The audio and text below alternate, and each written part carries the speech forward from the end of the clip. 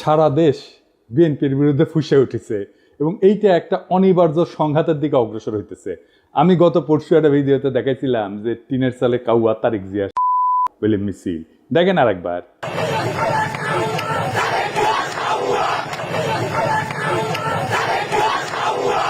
আজকে দেখেন একের পর এক মিছিল।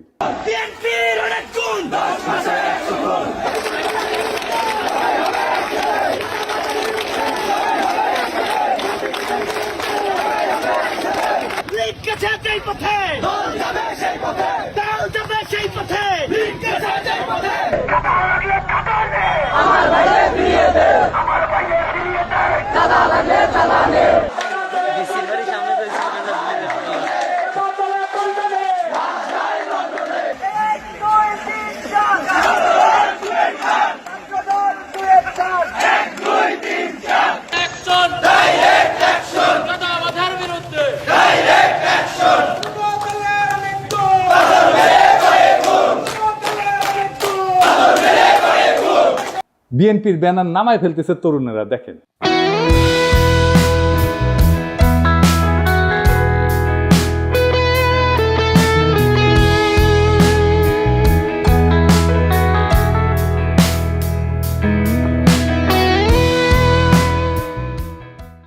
এটাই হইতেছে বিএনপির 11 মাসের অর্জন। তারেক রহমান বলছেন, অন্যায়কারী যেই হোক আমরা প্রশ্রয় দেব না। বরাবর আমরা বলেছি অন্যায়কারী আইনের দৃষ্টিতে তার বিচার হবে। দলের সাথে তার কি সম্পর্ক কিচ্ছু যায় আসে না, তাকে দল কোন রকম প্রশ্রয় দিবে না কেউ যদি কোনো অন্যায় করে থাকে। খুব ভালো কথা, কিন্তু গ্রেপ্তার করলে থানা ঘেরাও করে আসামি সিনাই নিয়ে যায় কেন বিএনপি? এটার উত্তর তো তারেক রহমানকে দিতে হবে। একটা দুইটা না, শয়ে শয়ে এডিটর সাহেব বিএনপি থানা ঘেরাও কিওয়ার্ড দিয়ে সার্চ দেন তো, দেখেন কত জায়গায় থানা ঘেরাও করে বিএনপি আসামি ছাড়াই নিয়ে যাইতেছে। শুধু কি তাই, বিএনপি নেতারা প্রকাশ্যে বলিছে কাউকে গ্রেপ্তার করতে আমাদের অনুমতি নিতে হবে, নইলে থানা ঘেরাও। আমাদের কাছে অনুমতি নিয়ে করতে হবে। এর বাইরে যদি একটা মানুষকে গ্রেফতার করা হয় আমরা থানা ঘেরাও করব সবাই মিলে। আপনারা মব কইরা ফেনা তুলতেছেন, কিন্তু আসল মব তো আপনার দলের লোকেরা তৈরি করতেছে। শোনেন কি অবস্থা। প্রতিদিন আমাদের 30,000 টাকার মতো সে নিতেছে। আমি জেনেছি যেটা যে মালিক সমিতির কাছে তারা 5 কোটি টাকা চাঁদা চেয়েছে।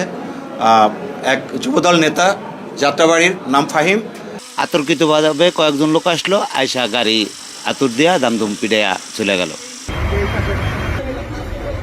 বাইরে থেকে একটা ইটা মারে, গ্লাস ভাঙ্গে আমাদের শরীরে, বাল বাচ্চাদের শরীরে পড়লে অনেক উইন্ডো জায়গা, এই জন্য আমরা আতঙ্কে যাইতেছি।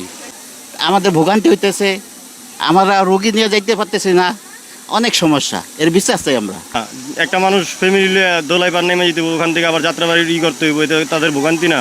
এই পরিস্থিতি আমাকে জানে কোনো নিরাপত্তা নাই, সেজন্য আমাকে ঢুকতেই দেয় না। আবার কয় গাড়ি লিয়ে আসলে 5,000 টাকা জরিমানা দিয়ে এবার গাড়ি নিবি, এই ডরে আমরা গাড়ি যাত্রাবাড়ি যাই না, আমরা দোলাই পাতে ঘুরে পড়ি। দুই রকম কথা বললে তো হবে না।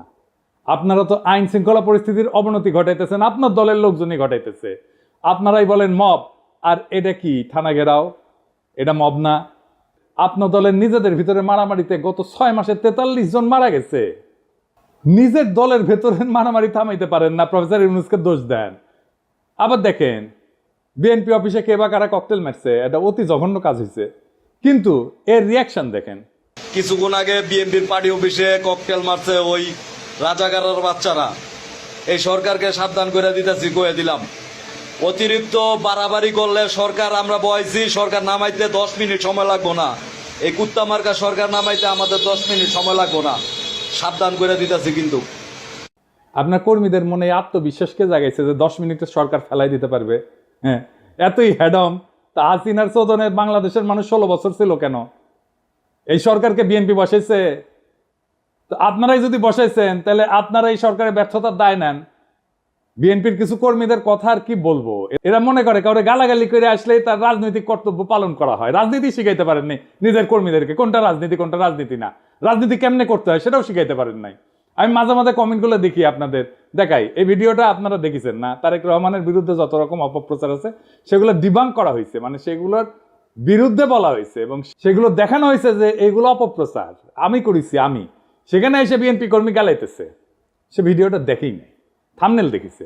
ওরে কেউ বলছে বা নিজেই বুঝিছে পিনাকের ভিডিও যা যা বিএনপির বিরুদ্ধে আছে তার নিচে গালাগালি করে আসবে, খবরদার ভিডিও কলে দেখবে না, ভিডিও দেখলে পিনাকি ডলার পাবে।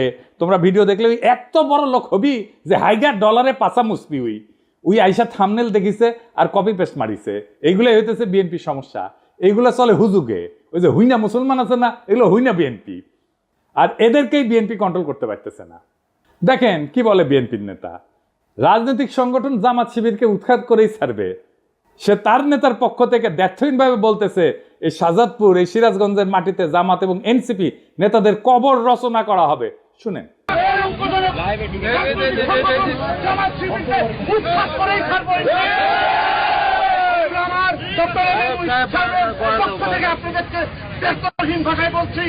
এই শাহজাদপুর, এই সিরাজগঞ্জ, বাংলার মাটিতে জামাত এবং এনসিপি নেতাদেরকে কবর রচনা করা হবে। এর নাম হইতেছে আমির হোসেন সবুজ, সাংগঠনিক সম্পাদক শাহজাদপুর উপজেলা বিএনপি। আবার দেখেন তারেক জিয়াকে নিয়ে সন্তান মন্দ কথা বলছে, তাই ছাত্রদল নেতা সদল বলতে যায় বৃদ্ধ পিতাকে শাসাইতেছে। সকাল 10টা পর্যন্ত সময় বেঁধে দিচ্ছে, এর মধ্যে ক্ষমা না চাইলে যে জায়গায় পাই আমরা বিচার করব বলে হুমকি দিচ্ছে। শুনেন। বাড়িতে থাকে না, আপনার মাস্টার মানুষ, আপনারা সম্পূর্ণ শ্রদ্ধা দিয়ে কইতেছি। হ্যাঁ, এই যে আপনার মাস্টার, আপনি মাস্টার, আপনার ছেলে তারেক রহমানের গালিগালাজ করে, তারেক রহমানের এই ছেলে, এটা কাকা আমি আপনারা বলবো। আচ্ছা কাকা, আপনি 80 সালে বিএনপি করেন, আমার বাবা আমলি করতো, সমস্যা নাই, কিন্তু তারেক রহমানের নামে যে এই ধরনের কথাবার্তা গুলো লেখে, তখন আমরা তো মনে করেন যে আল্লাহ নবীর করে তারেক রহমানের মানি, বাপদা যাচ্ছে বেশি মানি। এমন বিষয়টা হচ্ছে গিয়া উনি তো কোনো অপরাধ করে নাই, ওনারা এই যে গালিগালাজ করেছে বললো যে আমি একটা কথা শুনেন, আপনার ছেলেরে ফোন দা কইবেন যে সুলতানের রায় ছিল কালকে সকাল 10টার মধ্যে তার টাইম, কালকে 10টার মধ্যে হ্যাঁ যাতে ফেসবুকে যেটা লেখছে এটাতে কয় যে হ্যাঁ ভুল করছে, ভুল স্বীকার করে কাকা। যদি ভুল স্বীকার না করে এর বিচার কিন্তু আমরা মনে করেন যেই জায়গায় পাই আমরা বিচার করে দিব কাকা, যদি আমরা ব্যর্থ হন কাকা। আর বৃদ্ধ পিতা হাত জোর করে ভয়ে কাঁদতে শুরু করছে, বারবার বলতেছে সন্তান ক্ষমা চাইবে। যে নেতায় কাণ্ড ঘটেছে সে বারবার বলছে যে সে এর কারণে সে বহিষ্কার হইতে পারে, কিন্তু এতে তার কিছু যায় আসে না, কারণ জানে বহিষ্কার হইলে তার দল বহিষ্কার প্রত্যাহার করবে আমাদের অগোচরে। এটা সময়ের ব্যাপার, বহিষ্কার কাগজের ব্যাপার। এইবার শুনেন। এটা আমি লাইভে আছি কাকা, একদম মনে করেন যে সারা বাংলাদেশে দেখতেছে আমার নেতা একটা মানুষ করতে পারে, আমার বহিষ্কার করতে পারে, আমার কোনো আপত্তি নাই। যাই হোক, বিএনপি মানে শুধু এরা না, এর বাইরেও বিএনপি আছে, আর তারাই মেজরিটি যারা সত্যিকার অর্থে শহীদ জিয়ার আদর্শ আর খালেদা জিয়ার উত্তরাধিকার বহন করতে চায়। তাদের অনেকেই আমাকে গত ভিডিওর পরে ফোন দিছে, বিএনপির নানা পর্যায়ের নেতাকর্মীরা। অনেকে বলছে যে ভাই দিন শেষে আপনি ইলিয়াস আর কনক মিলা বিএনপির ড্যামেজ কন্ট্রোল করলেন, এখন অনেক পোস্টে হোস্টাইল রিয়াকশন কমেন্ট অনেক কমছে। অনেকে বলছে যে কাজটা ভালো করেন নাই, বিএনপিকে রক্ষা করতে যাইয়া। আমি আসলে বিএনপিকে রক্ষা করতে যাই নাই, দেশের স্বাধীনতা সার্বভৌমত্ব রক্ষা করতে গেছি। আর বিএনপির ভুলগুলো ধরায় দেওয়া থেকে আমি সইরে আসি নাই। এখন কইবেন বিএনপিকে রক্ষা করলে বাংলাদেশের স্বাধীনতা সার্বভৌমত্ব, দেশের স্বাধীনতা সার্বভৌমত্ব কেমনে রক্ষা হয়? আসেন এটা না বুঝে দেখি বিএনপির সাথে স্বাধীনতা সার্বভৌমত্ব কেন যুক্ত। একটা আধুনিক রাষ্ট্রের স্বাধীনতা সার্বভৌমত্ব কেবলমাত্র তার ভূখণ্ড বা আন্তর্জাতিক স্বীকৃতির উপর নির্ভর করে না, বরং সেটা গঠিত হয়, তৈরি করতে হয় রাষ্ট্রের জনগণ, প্রতিষ্ঠান এবং রাজনৈতিক পরিকাঠামোর সমন্বয়। তিনটে জিনিস: জনগণ, প্রতিষ্ঠান এবং রাজনৈতিক পরিকাঠামোর সমন্বয়। এই কাঠামোর কেন্দ্রে অবস্থান করে রাজনৈতিক দলগুলা। রাজনৈতিক দল কেবল রাষ্ট্র ক্ষমতার প্রতিযোগী না, তারা রাষ্ট্রীয় কর্তৃত্বের সামাজিক অনুমোদনের ধারক, জন অভিপ্রায় প্রকাশের মাধ্যম এবং রাজনৈতিক স্থিতিশীলতার একটা মৌলিক স্তম্ভ। যখন একটা দেশের রাজনৈতিক দলসমূহ ধ্বংস হইয়া যায় বা তাদের কার্যকারিতা ভেঙে পড়ে, তখন সেই রাষ্ট্রের আন্তঃপ্রাতিষ্ঠানিক ভারসাম্য, জনভিত্তিক শাসন এবং কূটনৈতিক অবস্থান দুর্বল হয়ে যায়, যা সরাসরি স্বাধীনতা সার্বভৌমত্বের উপরে আঘাত আনে। কি জটিল লাগতেছে? আরো পরিষ্কার করে বুঝে দেখবো, আসেন বুঝে দেখি।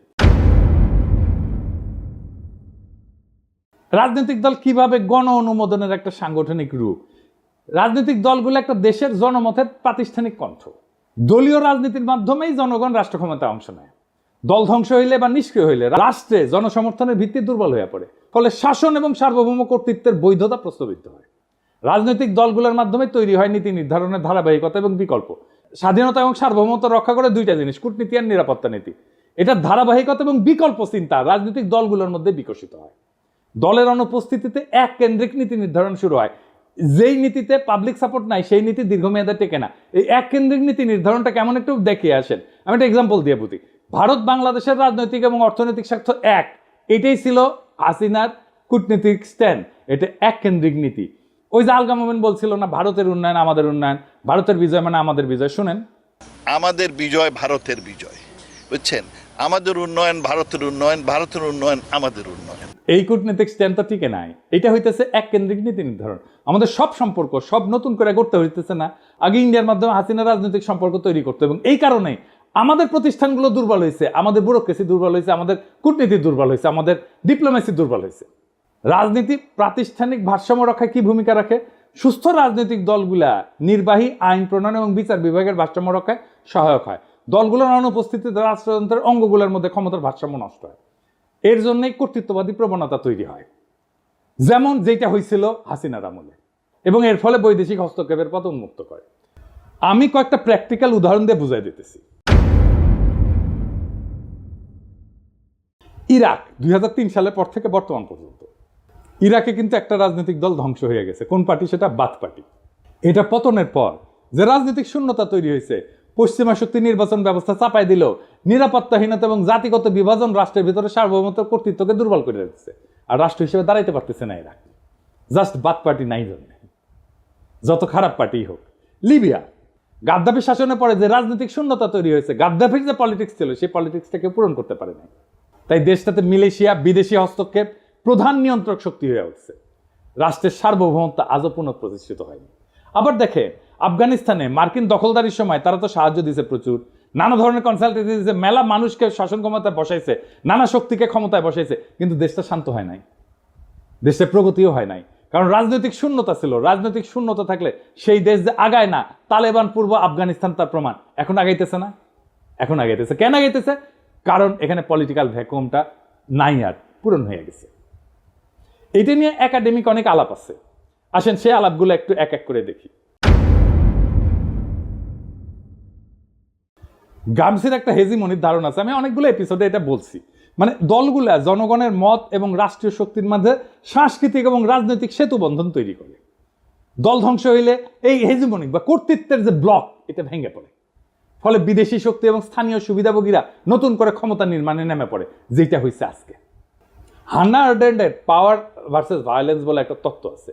ওখানে উনি বলছেন যে রাজনৈতিক দলের অনুপস্থিতিতে রাষ্ট্র জন্ম নেয় সহিংসতা নির্ভর প্রশাসনিক ব্যবস্থা, যার উপরে জনগণের কোনো কর্তৃত্ব থাকে না। এতে সার্বভৌমত্ব কেবল প্রতীকী থাকে, কার্যকর থাকে না। আর একজন দার্শনিক আছে ম্যাক্স ভেবার, এটা ওয়েবার বলে অনেকে, এটা উচ্চারণ আসলে ভেবার। তার একটা লেজিটিমেসি এবং অথরিটি বা কর্তৃত্বের বৈধতার তত্ত্ব আছে। উনি বলছিলেন যে একটা রাষ্ট্র কেন চলতে পারে, কেন মানুষ শাসকের কথা মেনে চলে, সেটা বোঝার জন্য আমাদের দেখতে হবে কর্তৃত্বের বৈধতা কোথায় থেকে আসে। উনি বলছেন যে 3 ধরনের শাসন থেকে কর্তৃত্বের বৈধতা আসে।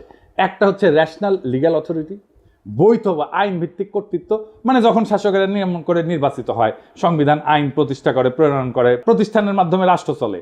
এই রাজনৈতিক দলগুলো এই ধরনের কর্তৃত্বের মূল মাধ্যম, কারণ দল নিয়ে নিয়ম মেনে প্রতিযোগিতা করে ক্ষমতায় আসা যায়। 2 নম্বর হইতেছে ক্যারিসমেটিক অথরিটি বা ব্যক্তিগত আকর্ষণে চালিত শাসন।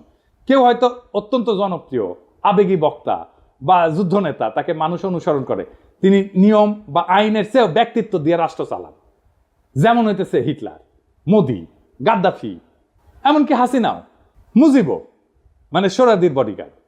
3 নাম্বার ট্র্যাডিশনাল অথরিটি বা ঐতিহ্যগত কর্তৃত্ব, মানে আমাদের পূর্বপুরুষরা মানত, ওরাই সবসময় চালায়, আমিও মানি, এই ধরনের আর কি। এটা রাজতন্ত্রে চলে, জমিদারি সামন্তবাদী শাসনে চলে। তাই ম্যাক্স ভেবার বলছে যখন রাজনৈতিক দল থাকে তখন রেশনাল লিগ্যাল কাঠামোতে চলে, নিয়ম আইনের প্রক্রিয়া। কিন্তু দল ভেঙে গেলে সেই জায়গাটা ব্যক্তির মোহ বা ক্যারিশমা অথবা ঐতিহ্যের দাবিদারি, যে ট্র্যাডিশনাল পাওয়ার, এটা নিয়ে নেয়। এতে শাসন অস্থিতিশীল হয়ে পড়ে, কারণ ব্যক্তি যদি মরে যায় বা জনপ্রিয়তা হারায় তখন শাসনের ভিত্তিও ভেঙে পড়ে। শাতাল মুফ ওনার নাম, আসলে এটা ওনার একটা তত্ত্ব আছে অ্যাগনোস্টিক ডেমোক্রেসি। উনি আমার খুব প্রিয় চিন্ত। ওনার নাম আমাদের দেশে অত পরিচিত না, আসেন আগে দেখি উনি কে। শাতাল মুফ একজন প্রভাবশালী বেলজিয়ান রাজনৈতিক তাত্ত্বিক, যিনি মূলত গণতন্ত্র, রাজনৈতিক দ্বন্দ্ব এবং হেজিমনি, মানে যেটা গ্রামসির তত্ত্ব, আগে প্রথমে বলছি কর্তৃত্ব, রাজনৈতিক কর্তৃত্ব, এই বিষয়ক চিন্তার জন্য খ্যাত। তিনি আধুনিক র্যাডিক্যাল গণতন্ত্রের অন্যতম প্রবক্তা। তার কাজের মূল বিষয়বস্তুর একটা হইতেছে অ্যাগনোস্টিক প্লুরালিজম বা বিরুদ্ধতাপূর্ণ বহুত্ববাদ। তো শাতাল মুফ মনে করে যে গণতন্ত্র মানে মতভেদের অবসান না, কিন্তু বরং গঠনমূলক দ্বন্দ্বের স্বীকৃতি। দেখেন বিএনপির মধ্যে মনে করে যে আমি যদি সমালোচনা করি আমি শত্রু, মানে তার সমালোচনা করাই যাবে না, সমালোচনা করলেই শত্রু, এবং ওইটা না করলে ঐক্য নাই। এই গণতন্ত্রই বোঝে না, ডেমোক্রেসির আধুনিক ধারণাগুলো এদের মাথার মধ্যে নাই একেবারে। রাজনীতি মানে ঐক্য না, বিরোধ রাজনীতি। আমরা একে অপরকে শত্রু হিসেবে না দেখে বিরোধী বা অ্যাডভার্সারি হিসেবে মানলে গণতন্ত্র টিকে থাকে। ওনার একটা ধারণা আছে লেফট পপুলিজম বলে, তিনি যুক্তি দেন যে ডানপন্থী পপুলিজমের মোকাবেলায় বাম ঘেঁষা পপুলিজমের দরকার আছে, যেখানে জনগণের আবেগ, পরিচয় এবং প্রতিবাদ সংগঠিত হবে প্রগতিশীল রাজনৈতিক লক্ষ্য নিয়ে। তো ওই যে শতালমুখ বলতেছে যে গণতন্ত্র মানে সবাই একমত, তা না, সবাই মিলে ঐক্য, তা না, বরং গণতন্ত্র মানে হচ্ছে নিয়ন্ত্রিত নিয়মতান্ত্রিক মতবিরোধ এবং বিরোধিতা এসে থাকবে, তবুও সবাই খেলবে একই নিয়মে। মতবিরোধের ক্ষেত্র তৈরি করে রাজনৈতিক দলগুলো, একদল বলবে বাজার অর্থনীতি দরকার, আরেক দল বলবে সমাজতন্ত্র দরকার, আরেক দল বলবে ইসলামী অর্থনীতি দরকার, একদল বলবে আমার খেলাফত দরকার, একদল বলবে কর বাড়াও, আরেক দল বলবে কর কমাও। এই যে প্রতিযোগিতা এবং মতানৈক্য, এটার নামই হচ্ছে অ্যাগনিজম, মানে স্বীকৃত দ্বন্দ্ব। এতে জনগণের ইচ্ছা প্রকাশ পায়, নীতি পরীক্ষা হয়, ভুল ধরা পড়ে, বিকল্প ভাবনা আসে। কিন্তু দল ভেঙে গেলে কি হয়? আর কেউ প্রশ্ন তোলে না, আর কেউ বিকল্প দেয় না, শুধু এক শাসক বা এক গোষ্ঠীর মতেই দেশ চলে। এটাকে বলা হয় ওয়ান কালার অথরিটারিজম, বা এক রঙের এক চিন্তার একচ্ছত্র শাসন। তখন রাষ্ট্র আর গণতান্ত্রিক থাকে না, হয়ে ওঠে এক পেশে আদেশের কারখানা।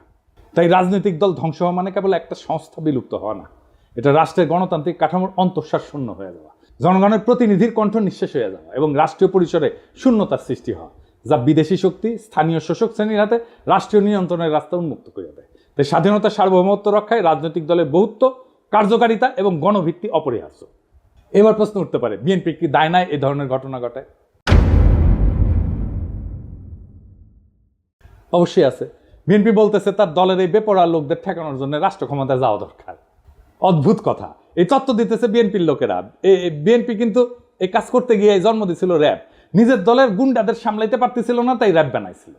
বিএনপির এইসব সোকল্ড ইন্টেলেকচুয়াল ইনফ্লুয়েন্সারদের সাথে কথা বলতে যাওয়াটাও একটা যন্ত্রণা। খোদা তাআলা আমার এমনই কপাল দিচ্ছে যে নিরেট মূর্খ, প্রফেশনালি আনসাকসেসফুল লোকগুলার রেফারেন্স দিতে হয়, একেবারে মূর্খ, কিছু জানে না। ইলিয়াস আমার উপরে খুব খেপা, এই জন্যে খুব চেতিছে। ইলিয়াস কয়, দাদা আপনি এইগুলারে কেন মেনশন দেন? ওদের জীবনের সবচেয়ে বড় পাওয়া পায়ে গেছে, কিন্তু এইগুলো গুরুত্বপূর্ণ, কারণ এরা যে কি মাল সেটা বিএনপির কর্মীদের বোঝা দরকার। তো কারণ বিএনপির কর্মীরা তো ওদের দিকে তাকায় থাকে, ওরা কি লেখে দেখে এবং সেটা অনুযায়ী কাজ করে। তো বিএনপির কর্মীরা বুঝবে না যে সে কাকে ফলো করতেছে, তাকে কে ইনফ্লুয়েন্স করতেছে, সেটা দেখবে না? দেখার দরকার আছে তো ইলিয়াস। তাও আসেন আমি বিএনপি ওয়ালাদের দেখাই, দেখানো দরকার। এটা আমি এইভাবে সব কয়টার বিএনপির অনলাইন কুতুবদের দেখাবো। একটা মানুষ দুনিয়ার জন্য কতটা ইউজফুল এটা বোঝার জন্য আপনি দেখবেন তারে কেউ রিক্রুট করছে কিনা, তাকে কেউ চাকরি দিছে কিনা, তারে কেউ বেতন দিয়া পালে কিনা, সে কি কাজ করে, কি কাজ করে খায়, পেট চালায় কি করে, তার সাথে প্রফেশনালি কে কানেক্টেড, এটা পাবেন আপনি লিঙ্কডইনে। আমি নিজেও একটা ঠাপ খায় এটা শিখেছি। করে আমার কাছে দাবি করেছিল একজন পিএইচডি আর ইউনিভার্সিটির টিচার, তো ওই লিঙ্কডইনে গেলে কলে আমি বুঝবার পারলাম যে ওই ক্যাঙ্কা পিএইচডি আর ক্যাঙ্কা ইউনিভার্সিটির টিচার। তো বিএনপির এই অনলাইন কুতুব লোকে বলে বিরিয়ানি আলম, কারণ বিরিয়ানির দোকান থেকে টেকা নেয়, সে দাবি করে সে মার্কেটিং করে দিছে, তাই টেকা নিছে, ফেয়ার এনাফ। কিন্তু কামটা করে কি, যে এটা কি কোথায় রিক্রুট করে, ওটা ওটি আছে, হ্যাঁ, একটা কনস্ট্রাকশন সার্ভিস দেয়, এরকম কোম্পানিতে কাজ করে। কি কনস্ট্রাকশন সার্ভিস দেয় সেটা হইতেছে সে কোম্পানির নির্মাণ সামগ্রী পরীক্ষা করে, যেমন কংক্রিট, অ্যাসফল্ট, মাটি, এগুলোর গুণগত মান নিশ্চিত করে। আর কি, এই অগ্রগতি পর্যালোচনা করে, প্রজেক্টের অগ্রগতি পর্যালোচনা করে, নির্মাণের বিভিন্ন পর্যায়ের নিরাপত্তার দিক, যেমন কোড ফলো করতেছে কিনা, এগুলো খুঁটিনাটি পরীক্ষা করে দেখে। তো এই কোম্পানির ব্র্যান্ড মার্কেটিং কনসালটেন্ট নিজেই দাবি করেছে যে ওই ব্র্যান্ড মার্কেটিং কি বুঝে, বানান করতে পারবে, ঢাকা ইউনিভার্সিটির সাংবাদিকতায় পরে মার্কেটিং শিখে গেছে, বাবা বড় তালে বড় এসে গেছে। আচ্ছা কাজ করে কি, ওই লিখিছে ও ফটো তুলে ভিডিও বানায়, উরে বাবা কোম্পানির প্রোগ্রামে, এটা হইতেছে ওর কাজ। কোম্পানির ওয়েবসাইট তৈরি করেছে, লোক পাই নাই, ওরা দিয়ে তৈরি করাইছে। কোম্পানির আইটি সাপোর্ট দেয়, অ্যাডমিন সাপোর্ট দেয়, জিমেল সুইট দেয়া মেল ম্যানেজমেন্ট করে। এর মধ্যে ব্র্যান্ড মার্কেটিং কোনটা বলেন তো? আপনারা তো মার্কেটিংয়ে অনেকেই পড়াশোনা করেছেন, বলেন তো কোনটা? আচ্ছা, সবচেয়ে বড় কাজ যেটা করে সেটাই কিন্তু কই নাই, গুগল ড্রাইভে কোম্পানির গুরুত্বপূর্ণ ফাইল আপ করে। আজকের তরুণ ওরে আপনি বস মানবেন? আমার ভিডিও তো অনেক মার্কেটিং ডিরেক্টর, সিইও, কোম্পানির মালিক দেখেন, আপনি ওরা রিক্রুট করবেন মার্কেটিংয়ে, জুনিয়র পজিশনে রিক্রুট করবেন না তো। আমার জীবনে একটাই বিষয় ছিল, হ্যাজাকের ল্যান্টার্ন কেমনে জ্বলে, কারণ পুরা যায় তো, তারপরে কেমনে জ্বলে। এই বিরিয়ানি আলমরা দেখার পরে আমার বিষয়, বিরিয়ানি আলমরা কে বেতন দেয় এই কাম করার জন্য? এই লোক বিএনপির অনলাইন কুতুব, অনলাইন ইনফ্লুয়েন্সার, এরে বিএনপি কর্মীরা দেখে, তারপর যা বলে উগড়ায় দেয় নানা জায়গায়। তো এই বিএনপি গাড্ডায় পড়বে না, তো পাশে বাড়ির মোকলেস পড়বে। বিএনপি মনে করেছে যে সবকিছু আগের মতো থাকবে, শুধু যায় রাষ্ট্র ক্ষমতায় বসবে, তারা দপাস করিয়া ক্ষমতায় বসে রাষ্ট্রযন্ত্র দিয়ে গুন্ডামি থামাবে, আর সবকিছু ঠিক থাকবে, পুরা ফ্যাসিস্ট কাঠামো ঠিক থাকবে, শুধু ক্ষমতায় থাকা লোকগুলা বদলাবে। তাইলে তো তাকে আওয়ামী লীগ হয়ে দেশ চালাইতে হবে। পুরা রাষ্ট্র কেমনে চলবে এটা তো হাসিনার ইন্ডিয়া বসে ঠিক করেছে, সেভাবে বানাইছে সবকিছু। সেটা ঠিক রেখা বিএনপি তার মতো দেশ চালাইতে পারবে না? পারবে না। বিএনপিকে এই রাষ্ট্রকে র্যাডিক্যালি বদলানোর চিন্তা করতে হবে। এই বিএনপির 31 দফা অতি দুর্বল রাজনৈতিক কর্মসূচি। আমি শুধু কয়েকটা দেখাইছি, পুরাটা ইচ্ছা করে মায়া করে দেখাই নাই। উচ্চ কক্ষ নিয়ে দেখাইছি না? এত দুর্বল, আপনাদের চিন্তাই ঠিক নাই। আপনাদের রাষ্ট্র নিয়ে সিরিয়াস কোনো চিন্তা নাই। আপনার ক্রিটিসিজম ইন্টেলেকচুয়ালি ডিফেন্ড করতে পারেন না। গালাগালিতে নামায় দেন কর্মীদেরকে। আমি বলতেছি পারবেন না। এইভাবে পারলে হাসিনাই ক্ষমতায় থাকতো। হাসিনার একটা বিশাল ইন্টেলেকচুয়াল বাহিনী ছিল, ইন্ডিয়ান ইন্টেলিজেন্সিয়ার ফুল সাপোর্ট ছিল। আপনার কিছু নাই, বাস্তবিকই কিছু নাই। দেখাই দিলাম হাতে নাতে। আপনাদের রাষ্ট্রচিন্তকদের আমার সাথে ডিবেটে বসায় দিয়েন, 5 মিনিটে রণে ভঙ্গে দিবে, টিকতেই পারবে না কোনো আলোচনায়। এটা অহংকার না, এটা রিয়েলিটি। মেনে নেন এই রিয়েলিটি। শেখ মুজিব কইছিল না শরদ্দীর বদিগার, রিয়েলিটি মেনে নাও ভুট্টোরে। আপনাদের রিয়েলিটি মেনে নিতে হবে। তাহলে বিএনপির কি করা দরকার? আমি বিএনপি করলে আমার বিপুল কর্মী বাহিনীর কর্মসংস্থানের জন্য কাজ করতাম। আমি প্রফেসর ইউনূসের সাথে বসে বলতাম, স্যার আমার 1 কোটি কর্মী আছে, এদের কাজ দিতে হবে, বুদ্ধি দেন, সাহায্য করেন। এদের লিস্ট করতাম, অর্গানাইজ করতাম, ট্রেন করতাম, ফান্ড জোগাড় করে দিতাম। তারপর SME স্মল মিডিয়াম এন্টারপ্রাইজে কাজে লাগাই দিতাম। এরা চান্দাবাজি করে, কারণ কাজ নাই। কাজে ঢুকাই দিতেন, সবকিছু বন্ধ হয়ে যেত, দেশেরও উপকার হতো। আমি মনে করি এমনকি তারেক রহমানের একটা ফুল টাইম জব থাকা উচিত, উপার্জনের উপায় থাকা উচিত। ব্যবসা না চাকরি। চাকরির অভিজ্ঞতা ছাড়া আপনি পৃথিবীতে আপনার ইউজফুলনেস প্রতিষ্ঠা করতে পারবেন না।